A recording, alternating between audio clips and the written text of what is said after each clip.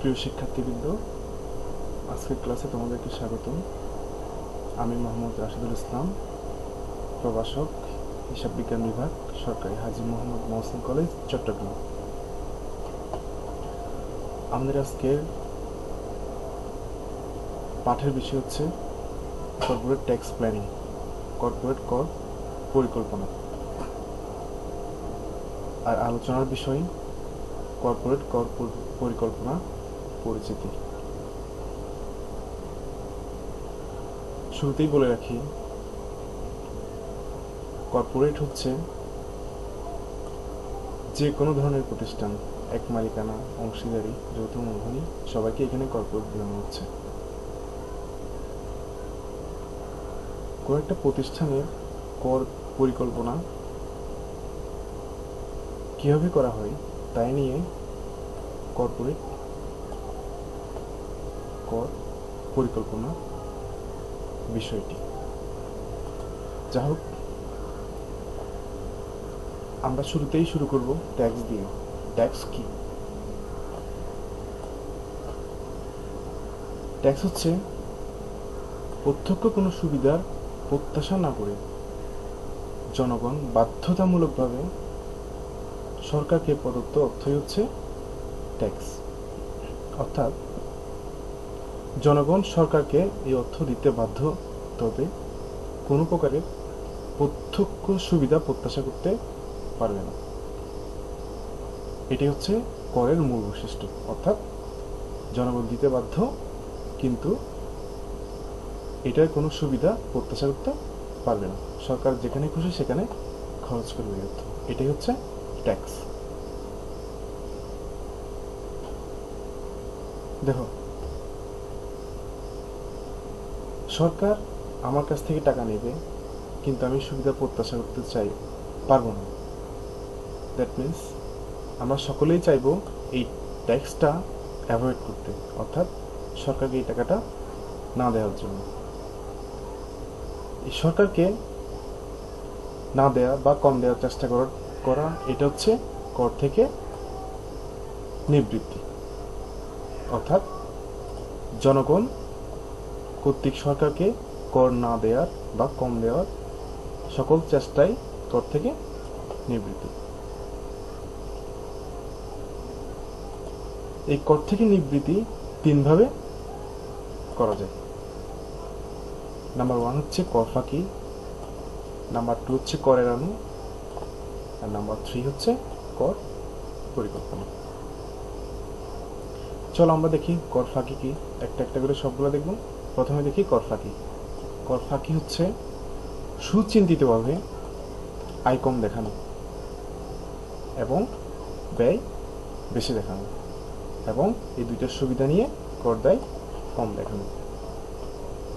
অর্থাৎ যখন কোনো ব্যক্তি বা প্রতিষ্ঠান সুচিন্তিতভাবে তার আয় কম দেখাবে এবং ব্যয় বেশি দেখাবে। আয় এবং ব্যয় এই দুইটার পার্থক্য হচ্ছে মূলত প্রফিট। অর্থাৎ আয় কম দেখানো এবং ব্যয় বেশি দেখানো, এতে করে প্রফিট কমে যায়, আর প্রফিটের উপর ট্যাক্স দিতে হয়। যখন প্রফিট কমে যাবে, সো ট্যাক্সও কমে যাবে। এইভাবে কর ফাঁকি দেওয়া হয়, অর্থাৎ আয় কম দেখানো এবং ব্যয় বেশি দেখানো। এটা একটা অনৈতিক কাজ এবং অবৈধও বটে। আচ্ছা, কর ফাঁকি কিভাবে করতে পারি আমরা? দেখো, এখানে কর ফাঁকির নাম্বার 1 পদ্ধতি হচ্ছে আমরা নগদ ভিত্তিক হিসাব রক্ষণ করব। আমরা জানো হিসাব রক্ষণের দুইটা ভিত্তি আছে, একটা হচ্ছে নগদান ভিত্তি, একটা হচ্ছে বকেয়া ভিত্তি। নগদান ভিত্তিতে শুধু নগদ আয় এবং ব্যয়ের হিসাব সংরক্ষণ করা হয়, আর বকেয়া ভিত্তিতে নগদ, অনগদ সকল ধরনের লেনদেনগুলো আমরা হিসাব রক্ষণ করে থাকি। এখানে যখন নগদান ভিত্তিতে আমাদের বকেয়া সকল লেনদেন চলে যায়, অর্থাৎ আয় এবং ব্যয়ের বিরাট একটা অংশ আমরা এখানে দেখাই না। আলটিমেটলি আমরা এখানে ট্যাক্স সুবিধা নিতে পারি। 2 নম্বর হচ্ছে মিথ্যা ব্যয় প্রদর্শন। আমাদের খরচ হয় না, কিন্তু ফলস ভাউচার দিয়ে আমরা মিথ্যা ব্যয় প্রদর্শন করব। মিথ্যা ব্যয়ের কারণে আমার খরচ বেড়ে যাবে এবং প্রফিটটা কমে যাবে। প্রফিট কমে গেলে আমি সরকারকে ট্যাক্সও দিব কম, কারণ ট্যাক্স দেওয়া হয় প্রফিটের উপর। আরেকটা পদ্ধতি হচ্ছে কর ফাঁকি দেওয়ার, সেটা হচ্ছে দুটি খাতা সংরক্ষণ। দুটি খাতা থাকবে, একটি খাতায় যাবতীয় সঠিক তথ্যগুলো থাকবে, আরেকটা খাতায় সঠিক এবং ভুল তথ্যের সংমিশ্রণ থাকবে। অর্থাৎ একটা খাতায় সব সঠিক, আরেকটা কথা হচ্ছে আমি কি করব, আয় কম দেখাবো এবং ব্যয় বেশি দেখাবো। এইভাবে প্রফিটটা কমাবো, প্রফিট কমিয়ে কর দায়ে কম দেখানোর সুযোগটা নিব। এই হচ্ছে কর ফাঁকি। এখন আসো কর নিবৃত্তির 2 নম্বর পদ্ধতি হচ্ছে কর এড়ানো। কর এড়ানো হচ্ছে আইনের ফাঁক ফোকরের সুবিধা নিয়ে কর দায় কম দেখানো। অর্থাৎ ট্যাক্সের জন্য যে নির্ধারিত লগুলো আছে, ওই লগুলাতে যে সমস্ত ফাঁক ফোকর আছে, ওই ফাঁক ফোকরগুলোর সুবিধা নিয়ে আমি কর দায় কম দেখাবো। এই কাজটা অনৈতিক, তবে বৈধ। আচ্ছা, কর এড়ানো আমরা কিভাবে করতে পারি? আমরা আয়কে এক পকেট থেকে অন্য পকেটে স্থানান্তর করতে পারি। সেটা কিভাবে? যেমন আমার একটা প্রতিষ্ঠান আছে, এক মালিকানা ব্যবসা, এটা মালিক আমি, সব টাকা আমার অ্যাকাউন্টে জমা হয়। কিন্তু যখন ট্যাক্স দেওয়ার সময় আসবে, তখন আমি কি করব, আমার টাকার কিছু অংশ আমার ওয়াইফের নামে ট্রান্সফার করে দিব, কিছু অংশ বাচ্চাদের নামে ট্রান্সফার করে দিব, কিছু অংশ অন্য কোনো আত্মীয়ের নামে ট্রান্সফার করে দিব। এইভাবে আমার আয়টা কমে যাবে এবং কর দায়ও কমবে। আরেকটা পদ্ধতি আছে কর এড়ানোর, সেটা হচ্ছে আয়ের শ্রেণী পরিবর্তন। এটা দ্বারা কিভাবে করা যায়? আমরা মুনাফা জাতীয় আয়কে মূলধন জাতীয় আয় হিসাবে দেখাবো। এতে করে আমার আয় কমে যাবে, আয় কমে গেলে প্রফিট কমে যাবে, প্রফিট কমে গেলে আমার কর দায়ও কমে যাবে। আরেকটা পদ্ধতি আছে কর এড়ানোর, সেটা হচ্ছে লিমিটেড কোম্পানি গঠন। আমরা জানি লিমিটেড কোম্পানিতে ডিরেক্টর থাকে, যারা মালিক থেকে সম্পূর্ণ আলাদা। ওরা কোম্পানি থেকে বেতন নেয়, বিভিন্ন ধরনের ভাতা নেই, এগুলো ব্যবসায়ের খরচ। এই খরচগুলোর কারণে আয় কমে যায়, আয় কমে গেলে প্রফিট কমে যাবে, প্রফিট কমে গেলে আলটিমেটলি কর দায় কমে যাবে। মূলত এই পদ্ধতিগুলো ইউজ করেই ট্যাক্স অ্যাভয়েডেন্স করতে পারি আমরা। আচ্ছা, কর নিবৃত্তির সর্বশেষ পদ্ধতি হচ্ছে কর পরিকল্পনা, ট্যাক্স প্ল্যানিং। ট্যাক্স প্ল্যানিংটা কি? এটা হচ্ছে যাবতীয় কর্তন, অব্যাহতি বা রেহাই, ভাতা বা ছাড় এবং অন্যান্য ছাড়, এগুলো সব কিছু সুবিধাগুলো নিয়ে আমরা কর দায় কম দেখাবো। অর্থাৎ deduction, exemption, allowance and other concession, আইন আমাদেরকে যতটুকু পারমিট করে অতটুকু নিয়ে, অতটুকু সম্পূর্ণ সুবিধাটা নিয়ে আমরা আমাদের আয় কম দেখানোর চেষ্টা করব। এতে করে আমাদের কর দায় কমে যাবে। এই কাজটা সম্পূর্ণ নৈতিক এবং বৈধ। দেখো, এই তিনটার মধ্যে পার্থক্য হচ্ছে কর ফাঁকিটা হচ্ছে অনৈতিক, অনৈতিক এবং অবৈধ। কর এড়ানোটা হচ্ছে অনৈতিক তবে বৈধ, আর কর পরিকল্পনা হচ্ছে নৈতিক এবং বৈধ। তাহলে নৈতিকতা এবং বৈধতার ভিত্তিতে আমাদেরকে যেটা পারমিট করে সেটা হচ্ছে কর পরিকল্পনা। বাকি ভিডিওতে আমরা যাব না। আমাদের আজকের সাবজেক্টের বিষয়বস্তু কর পরিকল্পনা। আচ্ছা, এখন আমরা দেখি কর পরিকল্পনায় আমরা কিভাবে সুবিধাগুলো নিয়ে থাকি। দেখো, এখানে আমরা ডিডাকশনের সুবিধা নিয়ে থাকি। ডিডাকশন কি আমাদেরকে সেটা বুঝতে হবে। যদি আমরা এগুলা সম্মান দ্বিতীয় বর্ষে পড়ে আসছি, আমি আবার বলে দিচ্ছি। কর্তন, প্রথম হচ্ছে কর্তন। কর্তন হচ্ছে আয়ের যে অংশ নির্দিষ্ট খাতে নির্দিষ্ট পরিমাণ খরচ করলে তার উপর কোনো কর দিতে হয় না। অর্থাৎ এটা হচ্ছে আয়ের একটা পার্ট, যেটা নির্দিষ্ট খাতে নির্দিষ্ট পরিমাণ খরচ করলে তার উপর কর দেওয়া লাগে না। এখানে খরচটা হচ্ছে গুরুত্বপূর্ণ, অর্থাৎ আয়ের পার্ট আমি খরচ করব। এরপর হচ্ছে অব্যাহতি বা এক্সাম্পশন। এটা হচ্ছে আয়ের একটা পার্ট, যেটা নির্দিষ্ট খাতে নির্দিষ্ট পরিমাণ দান করলে তার উপর কর দিতে হয় না। এখানে হাইলাইটিং পয়েন্টটা হচ্ছে আমার দান। আগেরটা ছিল খরচ, আয়ের একটা অংশ খরচ করে, আর এখানে হচ্ছে আয়ের একটা অংশ দান করবে। এরপর হচ্ছে ভাতার সুবিধা। ভাতাটা কি? এটা হচ্ছে আয়ের একটা, এটাও আয়ের একটা পার্ট, যেটা নির্দিষ্ট খাতে নির্দিষ্ট পরিমাণ বিনিয়োগ করলে তার উপর কর ছাড় পাওয়া যায়। অর্থাৎ আয়ের নির্দিষ্ট পরিমাণ বিনিয়োগ করবে, বিনিয়োগটা হচ্ছে হাইলাইটিং পয়েন্ট। হাইলাইটিং পয়েন্ট দেখো, কর্তনে ছিল হচ্ছে আয়ের অংশ একটা পার্ট খরচ করবে, এবং বদিত হচ্ছে আয়ের একটা পার্ট দান করবে, আর ভাতা হচ্ছে আয়ের একটা পার্ট বিনিয়োগ করবে। ঠিক আছে, খরচ, দান এবং বিনিয়োগ, এই তিনটা কাজ করে ট্যাক্স বেনিফিট নেবে। আচ্ছা, আরেকটা হচ্ছে আদার কনসেশন। এখানে আমরা করের হারের সুবিধাগুলো নিতে পারি। করের হার সব জায়গায় সেম না, যেমন এক মালিকানা কোম্পানির ক্ষেত্রে একরকম, অংশীদারের ক্ষেত্রে আরেক রকম, যৌথ মূলধনী কোম্পানির ক্ষেত্রে করের হার ভিন্ন রকম। অথবা আমদানিকারী প্রতিষ্ঠানের ক্ষেত্রে করের হার একরকম, রপ্তানিকারক প্রতিষ্ঠানের ক্ষেত্রে করের হার অন্যরকম। অথবা ব্যবসায়ের অবস্থান, যদি ব্যবসা আমার হয় ইপিজেডের মধ্যে তাহলে করের হার একরকম, যদি হয় বাহিরে তাহলে করের হার অন্যরকম। এইভাবে আমরা বিভিন্ন ধরনের করের হার বলো, বিনিয়োগ, দান, খরচ, এগুলো থেকে সর্বোচ্চ সুবিধা নিয়ে কর পরিকল্পনা করতে পারি। আচ্ছা, এই হচ্ছে মোটামুটি আমাদের কর নিবৃত্তির মাধ্যমগুলো। এখন আমাদের পরবর্তী টপিক হচ্ছে কর্পোরেট কর পরিকল্পনার প্রকারভেদ বা আওতা। এরিয়াটা কি?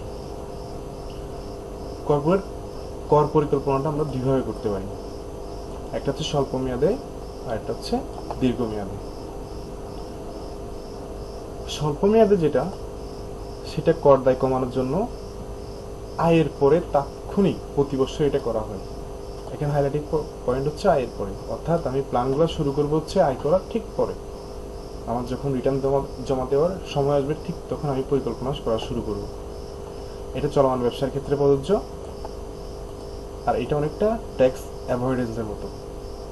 ট্যাক্স অ্যাভয়েডেন্স আমরা যেভাবে করি, স্বল্প মেয়াদী কর পরিকল্পনাটা আমরা ঠিক একইভাবে করতে পারি। অর্থাৎ এটা তিনভাবে করা যায়। একটা হচ্ছে আয়ের শ্রেণী পরিবর্তন, অর্থাৎ মুনাফা জাতীয় আয়কে মূলধন জাতীয় আয় হিসেবে দেখানো। আরেকটা হচ্ছে আয়কে এক সময় হতে অন্য সময়ে স্থানান্তর, যেটা আমরা অবচয়ের মাধ্যমে করতে পারি। আর একটা হচ্ছে আয়কে এক পকেট হতে অন্য পকেটে স্থানান্তর করা, অর্থাৎ আমরা যেটা আগেই বলছি অন্যের নামে টাকাটা ট্রান্সফার করে দেওয়া, সেটা ওয়াইফ হতে পারে, আত্মীয় স্বজন হতে পারে, সন্তান হতে পারে। এখন হচ্ছে দীর্ঘমেয়াদী কর পরিকল্পনা। দীর্ঘমেয়াদী কর পরিকল্পনা হচ্ছে কর দায় কমানোর জন্য আয়ের পূর্বে এটি করা হয়। এখানে হাইলাইটিং পয়েন্ট হচ্ছে আয়ের পূর্বে। স্বল্প মেয়াদী ছিল আয়ের পরে, এটা হচ্ছে আয়ের পূর্বে। অর্থাৎ আমি এখনো আয় করি নাই, আয় করার জন্য আমি বিনিয়োগ করব। এখন আমি কি করতে পারি? তখনই আমাকে করের পরিকল্পনা, কর দায় কমানোর পরিকল্পনা করে ফেলতে হবে। আর এটা সাধারণত করা হয় নতুন ব্যবসায়ের ক্ষেত্রে। এটি কিভাবে করা যায় আমরা পদ্ধতিগুলো একটু দেখে নিব। সেটা হচ্ছে নাম্বার 1, ব্যবসায়িক পণ্যের ধরন পরিবর্তন করতে পারি আমরা। অর্থাৎ এটা কি আমদানিমুখী হবে নাকি রপ্তানিমুখী হবে।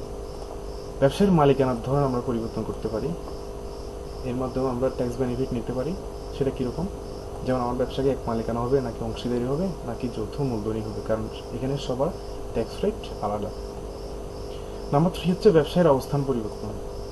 ব্যবসায়ের অবস্থান পরিবর্তন চিন্তা করে ব্যবসা শুরু করার আগে আমি ট্যাক্স বেনিফিট নিতে পারি। কীভাবে সেটা? আমি কি রাজস্ব বোর্ড কর্তৃক নির্ধারিত জায়গায় করব, নাকি ওরা যে সমস্ত জায়গাকে তাদের হিসেবে রাখে না ওই সমস্ত জায়গাতেই করব।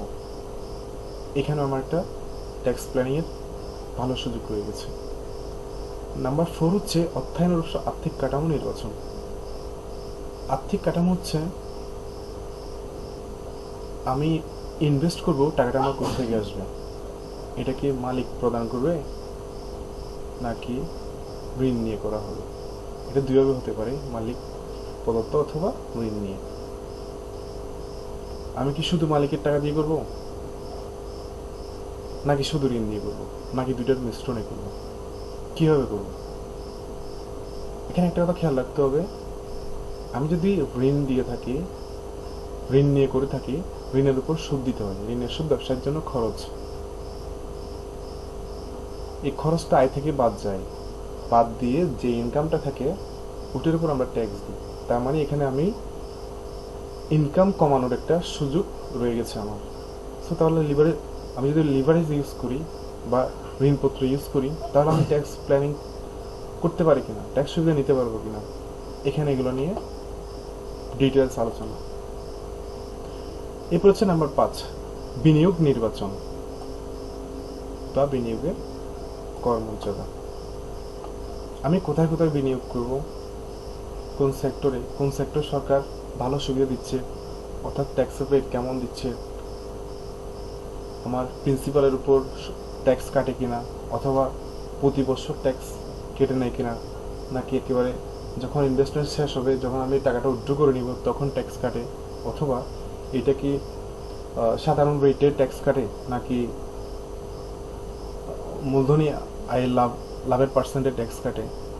এগুলো আমাকে বিবেচনা করে তাও আমি ট্যাক্স প্ল্যানিং করতে পারি। 6 নম্বর হচ্ছে কর্মীদের পারিতোষিক পরিকল্পনা। কর্মীদেরকে আমরা যে সমস্ত সুবিধাগুলো দিয়ে থাকি এগুলো ব্যবসায়ের জন্য খরচ। এই খরচগুলো দিয়ে কতটুকু গভর্নমেন্ট আমাকে অনুমোদনযোগ্য খরচ হিসেবে সুবিধা দেয়, ওইটা দেখেও আমি ট্যাক্স পরিকল্পনা করতে পারি, কর পরিকল্পনা করতে পারি সুবিধাটা নিয়ে।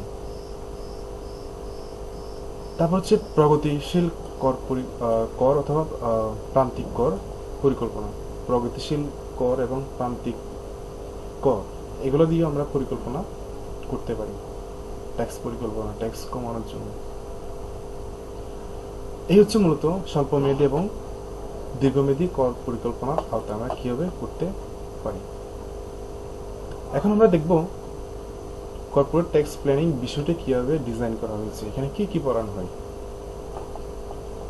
দেখেন, আমরা একটু আগে দেখেছি স্বল্পমেয়াদী এবং দীর্ঘমেয়াদী কর পরিকল্পনার সময় কিভাবে কর্তনের সুবিধা বা ডিডাকশন, অব্যাহতির সুবিধা বা এক্সামশনের সুবিধা, বা ভাতা বা অ্যালাউন্স বা ছাড়ের সুবিধা অথবা কনসেশন ইত্যাদি সম্পূর্ণ সুবিধা নিয়ে কর দায় কমানো যায়, তা নিয়ে কর্পোরেট কর পরিকল্পনার বিষয়টি ডিজাইন করা হয়েছে।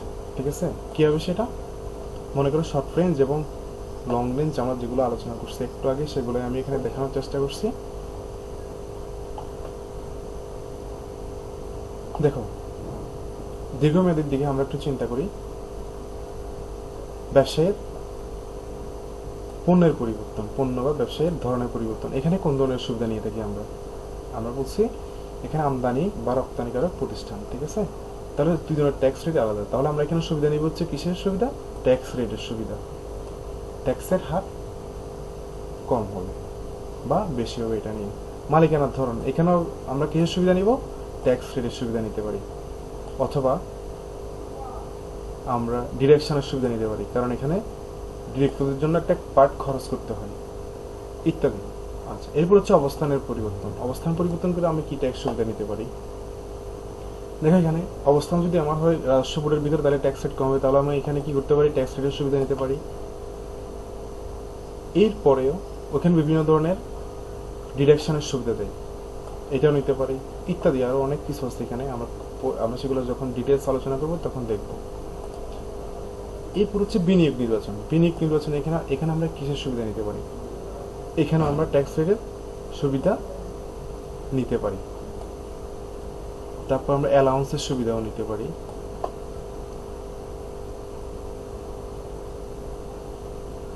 দেখো, আমরা যদি সঞ্চয়পত্রে সুদে বিনিয়োগ করি, সঞ্চয়পত্রে বিনিয়োগ করি, তাহলে এখান থেকে আমরা ভাতার সুবিধা নিতে পারবো, কর ভাতা, ট্যাক্স অ্যালাউন্স। এরপরে হচ্ছে অর্থায়নের উৎস বা আর্থিক কাঠামো নির্বাচন। আমরা একটা সুন্দর আর্থিক কাঠামো নির্বাচন করে পরিকল্পনা করতে পারি। কীভাবে সেটা? দেখো, আর্থিক কাঠামো হচ্ছে, আর্থিক কাঠামোতে কী কী থাকে? এটা হচ্ছে মালিক কর্তৃক প্রদত্ত অর্থ এবং বাহির থেকে ধার করা অর্থের সংমিশ্রণ। এখন আমি কি শুধুমাত্র মালিকের টাকা দিয়ে অর্থায়ন করব, নাকি বাহিরের কারো টাকা বা ঋণ দিয়ে অর্থায়ন করব, নাকি দুইটার সংমিশ্রণে অর্থায়ন করব? এই সিদ্ধান্তটার মধ্যে আমার কর্পোরেট ট্যাক্স প্ল্যানিং জড়িত। দেখো, আমার যদি আর্থিক কাঠামোতে ঋণপত্র থাকে, তাহলে ঋণপত্রের একটা পার্ট প্রতি বছর আমরা ঋণের সুদ হিসেবে খরচ করতে হয়। এই খরচটার কারণে আমাদের আয় কমে। আয় কমলে আমাদেরকে ট্যাক্স দিতে হবে কম, এখানে আমরা ট্যাক্স সেভিংস পাবো। এইভাবেই আমরা কর সুবিধা নিতে পারি আর্থিক কাঠামোর মাধ্যমে, নির্বাচনের মাধ্যমে। এরপর হচ্ছে কর্মীদের পারিতোষিক পরিকল্পনা। কর্মীদেরকে প্রতিষ্ঠান যে সমস্ত প্রণোদনা দেয়, বেতন থেকে শুরু করে অন্যান্য ভাতা, এটার ভিতর কর্পোরেট ট্যাক্স প্ল্যানিং জড়িত। অর্থাৎ আমি এমনভাবে প্ল্যান করতে পারবো তাদেরকে এমনভাবে টাকা পয়সাগুলো দিব, সরকার কর্তৃক প্রদত্ত ডিডাকশন, এক্সামশন, অ্যালাউন্সের এবং ট্যাক্স রেটের সুবিধা নিয়ে আমি আমার কর দায় কম দিতে পারবো। এই হচ্ছে প্রান্তিক কর ও প্রগতিশীল কর পরিকল্পনা। প্রান্তিক কর এবং প্রগতিশীল কর পরিকল্পনা করেও আমি আমার কর দায় কমাতে পারবো। কীভাবে পারবো সেটা আমরা পরে দেখাবো। এটা ছাড়াও আর এখানে কয়েকটা চ্যাপ্টার তোমরা বইতে দেখবা। ওই চ্যাপ্টারগুলোতে কোনো না কোনোভাবে পরোক্ষভাবে কিভাবে কর দায় কমানো যায় তা নিয়ে আলোচনা করা হয়েছে। আচ্ছা, এখন আমরা দেখব কোন টপিকসটা আমরা কোন চ্যাপ্টারে করব। এটা দেওয়ার উদ্দেশ্য হচ্ছে তোমাদের বইতে এগুলো সব কিছু সাজানো নাই, খুঁজে খুঁজে বের করতে তোমাদের কষ্ট হবে, তাই আমি এই ছোট্ট কাজটা করে দিলাম। দেখো, প্রথম হচ্ছে স্বল্পমেয়াদী আয় শ্রেণী পরিবর্তন। এটা তোমাদের সিলেবাসে নাই বা বইতে নাই। আয় এক সময় হতে অন্য সময়ে স্থানান্তর বা অবশ্যই, এটা আমরা প্রথম চ্যাপ্টারেই পাবো। আয় এক পকেট হতে অন্য পকেটে স্থানান্তর, এটাও তোমাদের সিলেবাসে নাই। এগুলো তোমরা আগেই পড়ে ফেলছো সম্মান দ্বিতীয় বর্ষে।